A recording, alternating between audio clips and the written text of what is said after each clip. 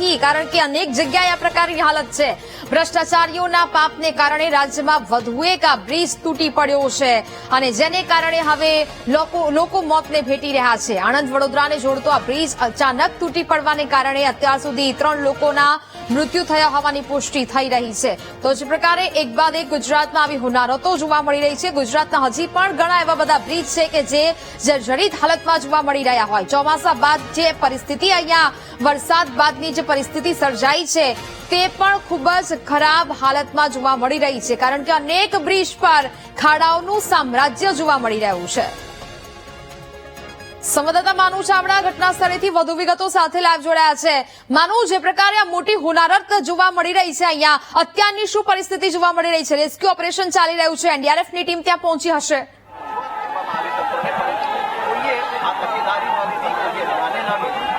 નેહા, મોટી હોનારત કહી શકાય એવી આ બ્રિજ ઉપર હોનારત બની છે। અહીંયા બ્રિજના દ્રશ્યો જે પાદરાથી આણંદ જતો જે રોડ છે એના ઉપર આ મહીસાગર નદી ઉપર બ્રિજ બનાવવામાં આવ્યો છે। બ્રિજ ઘણા સમયથી જર્જરિત હતો અને આ જર્જરિત બ્રિજ આજે વહેલી સવારે તૂટી પડ્યો છે। બ્રિજના દ્રશ્યો દેખાડવાનો હું પ્રયત્ન કરું છું, કેમેરામેનને કહું કે આગળના દ્રશ્યો છે એ પણ બતાવે કયા પ્રકારે આજે દુર્ઘટના થઈ છે।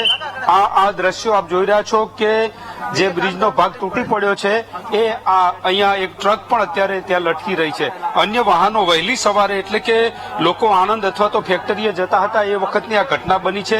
કેમેરામેનને કહું કે નીચે જે રેસ્ક્યુ ઓપરેશન થઈ રહ્યું છે, એનડીઆરએફની ટીમો પણ પહોંચી છે, ફાયર બ્રિગેડ સ્થાનિક લોકોની મદદ લઈ અને આ રેસ્ક્યુ ઓપરેશન કરવાની કામગીરી છે શરૂ કરવામાં આવી છે। એક ટ્રક નીચે પડ્યો છે, અન્ય બીજા 2 ટેમ્પો છે એ પણ અંદર પડેલા છે અને એને અત્યારે આ જે લોકો છે ખાતરી કરી રહ્યા છે અંદર કોઈ ડેડ બોડી છે કે કેમ। 3 થી 4 લોકોના મૃતદેહ મળ્યા હોવાની અત્યારે પ્રાથમિક વિગતો મળી રહી છે। સ્થાનિક લોકો છે, અનેક લોકો છે, લોકો અહીંયા જોડ્યા છે જે રેસ્ક્યુ ઓપરેશનમાં, કારણ કે મહીસાગર નદી અત્યારે જે વરસાદ છે એના કારણે પાણી પણ વધારે હતું અને એના કારણે આજે જે પાણીની અંદર વાહનો પડ્યા છે। અત્યારે હાલ એક ટ્રક, અન્ય 2 ટેમ્પો જે ગાડી કહેવાય છે એ પણ જોવા મળી રહી છે અંદર જે પડી છે પાણીમાં। વહેલી સવારે આ ઘટના બની, 7 વાગ્યાની આજુબાજુ આ ઘટના બની હતી ને એના કારણે અત્યારે તો જે રેસ્ક્યુ ઓપરેશન કરવામાં આવી રહ્યું છે, વિવિધ ટીમો છે એ કામે લાગી છે અને અત્યારે બચાવ અને રાહત કામગીરી કરવામાં આવી રહી છે। જે વાહનો અંદર ખાબક્યા છે એમાં કેટલા લોકો હતા એ કન્ફર્મ નથી થઈ રહ્યું, પરંતુ મોટી સંખ્યામાં લોકો અત્યારે અહીંયા પહોંચી રહ્યા છે અને આ જે રેસ્ક્યુ ઓપરેશન છે કરવામાં આવી રહ્યું છે। અહીંયા અનેક લોકો પહોંચ્યા છે, કારણ કે કોના સંબંધી છે, કોણ છે હજુ ખબર નથી પડી રહી અને એના કારણે લોકો પણ ચિંતામાં છે। લોકો છે અત્યારે જે દોડાદોડી કરી રહ્યા છે। ફાયર બ્રિગેડ અને એનડીઆરએફની ટીમો પણ પહોંચી છે, મોટી સંખ્યામાં લોકો અહીંયા પહોંચ્યા છે। આ જે બ્રિજ જર્જરિત થયો છે, હું આ બ્રિજની વાત કરું તો અનેક વખત રજૂઆત થઈ ચૂકી છે કે આ બ્રિજ જર્જરિત હતો અને એના કારણે એક જે સ્પાન છે વચ્ચેનો એ તૂટી પડ્યો છે। વાહનો ચાલુ હતા એ વખતે જ આ દુર્ઘટના થઈ અને એના કારણે અનેક વાહનો અંદર પડ્યા છે। આ ટ્રક પણ અત્યારે લટકતી હાલતમાં ત્યાં જોવા મળી રહ્યો છે। જ્યારે ટ્રક અહીંથી પસાર થઈ હતી એ જ વખતે આજે અકસ્માત સર્જાયો છે, એના કારણે સ્થિતિ થઈ છે। જે રીતે જર્જરિત બ્રિજ હતો અને એ તૂટી પડ્યો, અનેક વખત રજૂઆતો કરી હતી પણ આ રજૂઆતના પગલે જ કોઈ કાર્યવાહી ન થઈ અને એના કારણે જ આ દુર્ઘટના છે સર્જાઈ છે। સ્થાનિક લોકો મોટી સંખ્યામાં અહીંયા પહોંચી રહ્યા છે। જે રીતે આ ઘટના બની છે, જિલ્લા પંચાયતના સદસ્ય છે અર્જુનસિંહ પઢિયાર એ પણ અહીંયા પહોંચ્યા છે। અર્જુનસિંહ સાથે વાત કરો। અર્જુનસિંહ, શું કહો છો? અનેક વખત રજૂઆત કરેલી, આ બ્રિજ પણ દેખાડેલો અનેક વખત, નેતા પ્રસાર થતો હોય અને અગર રાતોરાત જે બ્રિજ અનેક વખત જર્જરિત હતો, રજૂઆત કરેલી, તેમ છતાંય નહીં થયો।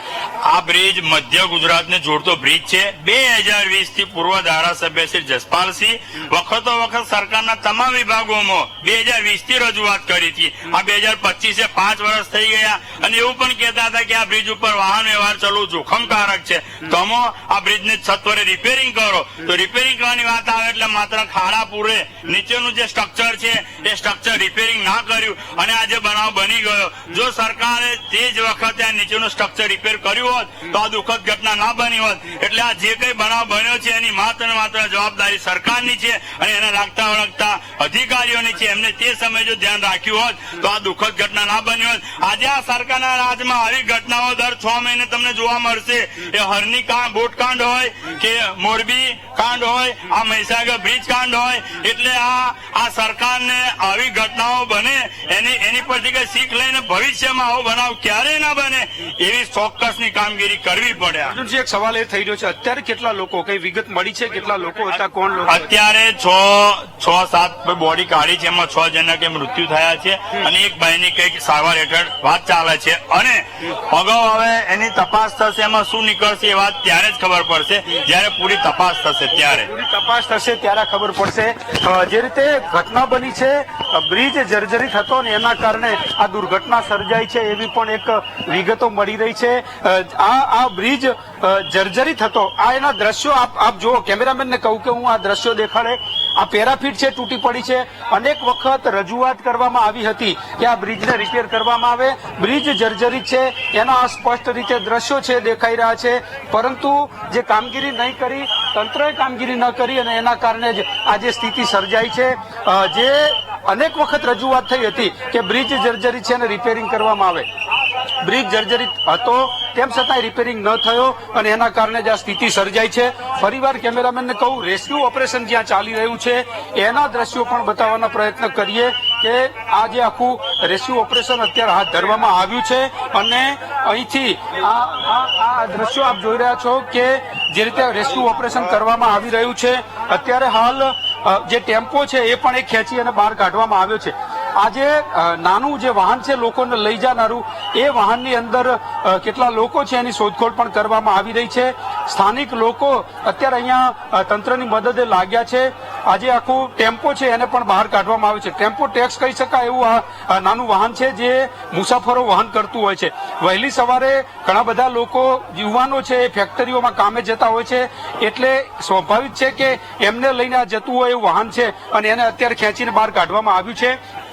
તંત્ર કામે લાગ્યું છે. પરંતુ અત્યાર સુધીની જે રજૂઆત હતી કે આ બ્રિજ, જે ગંભીરા બ્રિજ છે, જર્જરિત છે ને એને રિપેરિંગ કરવામાં આવે, એ નહીં થયું ને એના કારણે જ આ દુર્ઘટના સર્જાઈ છે. અત્યારે હાલ તો રેસ્ક્યુ ઓપરેશન કરી અને કેટલા લોકો અંદર હતા, આ જે વાહનો પડ્યા છે એમાં કેટલા લોકોનો જીવ ગયો છે એ તમામ કાર્યવાહી અત્યારે ચાલી રહી છે. આ આખું જે ટેમ્પો છે એ અત્યારે ખેંચી અને બહાર કાઢવામાં આવ્યું છે.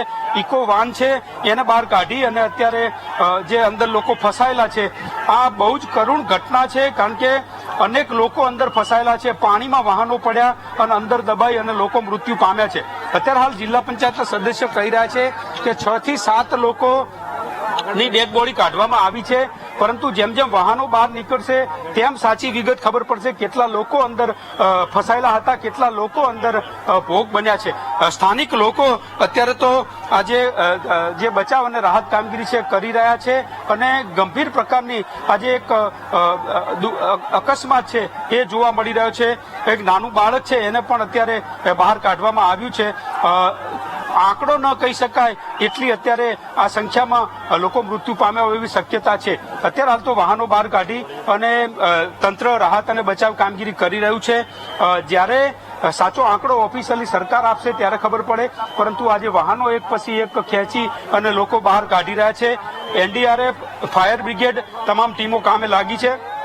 ઉચ્ચ અધિકારીઓ પણ અહીંયા પહોંચ્યા છે અને સમગ્ર રેસ્ક્યુ ઓપરેશન છે હાથ ધરવામાં આવ્યું છે. જે રીતે આ જે ઘટના બની છે એ ખૂબ જ કરુણ ઘટના છે. પરંતુ જે બ્રિજ રિપેરિંગ કરવાનો તો એ નથી થયો ને એના કારણે આ દુર્ઘટના સર્જાઈ છે એવું સ્થાનિકો કહી રહ્યા છે. જી નેહા. બિલકુલથી માનું, જે પ્રકારે અત્યારે આ દ્રશ્યો સામે આવી રહ્યા છે, જે ઇકો કાર અંદર પડી હતી 2 અને તે ઇકો કાર આટલા ધસમસતા જે નદીના પ્રવાહમાં, નદીના પાણીમાં પડી, એટલે કે કહી શકાય કે એમાંથી તો કોઈ બચ્યું હોય તેવું લાગતું નથી. કારણ કે અત્યારના જે આ કરુણ દ્રશ્યો સામે આવી રહ્યા છે તે જ બતાવી રહ્યા છે કે અહીંયા જે ઇકો કારમાં જે લોકો ફસાયા હતા તે લોકો મૃત્યુ પામ્યા હોઈ શકે. એટલે કે માનું કહી શકાય કે આ જે ભ્રષ્ટ પાપીઓ છે તેમને કારણે આટલા લોકોએ જીવ ગુમાવ્યા છે. મોતનો આંકડો હજી પણ વધી શકે માનું. તરીકે થતો હોય છે તેમાં લોકો નેહા, ચોક્કસ વાત છે. ભ્રષ્ટ તંત્રના કારણે આ ઘટના સર્જાઈ છે. બ્રિજ જર્જરિત હતો, વર્ષોથી રજૂઆત કરવામાં આવતી હતી, તેમ છતાં આ કાર્યવાહી નહીં કરી. અત્યારે ઇકો કાર બહાર કાઢવામાં આવી છે. ઇકો કારમાં જો સ્વાભાવિક વાત કરીએ તો 7 થી 8 જણ સવાર હોય એવું ઇકો કારની સિસ્ટમ હોય છે એની અંદર. એટલે જો કારમાં 7 જણ હોય તો અત્યારે હાલ આ ઇકો કાર કાઢવામાં આવી છે. એક બાળકને અત્યારે લઈ જવામાં આવ્યું છે બહાર, પણ આ ઇકો કાર જે બહાર ખેંચીને કાઢવામાં આવી છે. દરવાજા અને બધું એટલી હદે ડેમેજ થયેલું છે કે દરવાજા ખુલી પણ નથી રહ્યા. અંદર કેટલા લોકો છે, કેવી રીતે બહાર કાઢવા, એ અત્યારે સવાલ અહીંયા ઉભો થઈ રહ્યો છે. કારણ કે બ્રિજ ઉપરથી નીચે પટકાય છે. ઘણા બધા વાહનો એક પછી એક ઉપર પટકાયા છે. અત્યારે આ ઇકો કારમાંથી એક પછી એક લાશો બહાર કાઢવામાં આવી રહી છે. હોડી મારફતેથી જે લાશો છે એને કાઢી અને બહાર લઈ જવામાં આવી રહી છે. ઇકો કાર આખી અંદર ખાબકી હતી. એક ટ્રક પડેલો છે, અન્ય જે વાહનો છે એ પણ છે. હજુ એક બીજું વાહન છે, એના ટાયરો દેખાઈ રહ્યા છે, એટલે એ પણ વાહન છે. આ વાહનોની અંદર કેટલા લોકો સવાર હતા એ અત્યારે તંત્ર શોધી રહ્યું છે. એક પછી એક વાહનો બહાર કાઢવામાં આવી રહ્યા છે. વાહનની અંદર ચગદાઈને લોકો જે પાણીમાં પડ્યા છે અને એના કારણે ગુંગળામણથી લોકોના મોત થયા છે. એક પછી એક આ લાશો છે બહાર કાઢવામાં આવી રહી છે. તંત્ર અત્યારે રેસ્ક્યુ કરી રહ્યું છે, પરંતુ હવે આગ લાગ્યા પછી કૂવો ખોદવા જેવી આ ઘટના છે. કારણ કે ગંભીરા બ્રિજ છેલ્લા 5-7 વર્ષથી સતત રજૂઆત થતી હતી કે આ બ્રિજ જર્જરિત થયો છે, બ્રિજને રિપેરિંગ કરવામાં આવે, પરંતુ બ્રિજને રિપેરિંગ તો ન કર્યો, પરંતુ બ્રિજને બંધ પણ ન કર્યો અને એના કારણે આ દુર્ઘટના સર્જાઈ છે. અનેક લોકોએ પોતાના પરિવારજનો ગુમાવ્યા છે. એવી સ્થિતિ અત્યારે અહીંયા આ સર્જાઈ છે. ચોક્કસ રાજ્ય માર્ગ અને મકાન વિભાગના અંડરમાં આવે છે આ બ્રિજ, તો આ બ્રિજનું યોગ્ય સમયે રિપેરિંગ થવું જોઈતું હતું. બ્રિજનો સ્ટેબિલિટી રિપોર્ટ પણ કઢાવવો જોઈતો હતો. સ્થાનિક અધિકારીઓ, આ ઉપરાંત સ્ટેટ લેવલના અધિકારીઓ આજે બ્રિજની કાળજી ન રખાઈ અને એના કારણે આ દુર્ઘટના સર્જાઈ છે. વર્ષો જૂનો બ્રિજ હતો એવું કહેવામાં આવી રહ્યું છે. બ્રિજની અનેક વખત રજૂઆત પણ કરવામાં આવી હતી, તેમ છતાંય તંત્રએ ધ્યાને ન લીધું અને એના કારણે જ આ સ્થિતિ છે સર્જાઈ છે. લોકો છે એ અત્યારે મુશ્કેલીમાં મુકાયા છે. તંત્રએ જો યોગ્ય સમયે યોગ્ય કાર્યવાહી કરી હોત તો આજે દુર્ઘટના છે ન સર્જાઈ હોત. દુર્ઘટનામાંથી લોકોને બચાવી શકાય હોત, પણ એ નથી થયું. બ્રિજના દ્રશ્યો, બ્રિજ જર્જરિત દેખાય છે, બ્રિજ ઉપર ખાડા પડેલા પણ છે અને એ વચ્ચેનો સ્પાન છે વહેલી સવારે એટલે કે 7 વાગે આ દુર્ઘટના સર્જાઈ અને એના કારણે આજે કેટલા વાહનો છે એ અંદર પડ્યા છે. હવે રેસ્ક્યુ અને બચાવ કામગીરી ચાલી રહી છે. કેટલા લોકોના અવસાન થયા છે, કેટલા લોકોના ભોગ લેવાય છે એ આગામી સમયમાં જાણવા મળશે, પરંતુ તંત્રની ગંભીર બેદરકારીના કારણે આ દુર્ઘટના સર્જાઈ છે અને અનેક લોકોએ પોતાના જીવ ગુમાવ્યા છે. જી નેહા. બિલકુલ મારું આપ જોડાયેલા રહેશો, અન્ય વિગતો આપના પાસેથી મેળવીશું. તો અત્યારે જે પ્રકારે હવે અત્યાર સુધી આ દુર્ઘટના ઘટી છે ને એક બાદ એક આ હોનારતના દ્રશ્યો સામે આવી રહ્યા છે. મોતનો આંકડો હજી પણ વધી શકે, કારણ કે જે વાહનો છે તે હવે બહાર કાઢવાની કામગીરી કરવામાં આવી રહી છે. ગુજરાત દેશ અને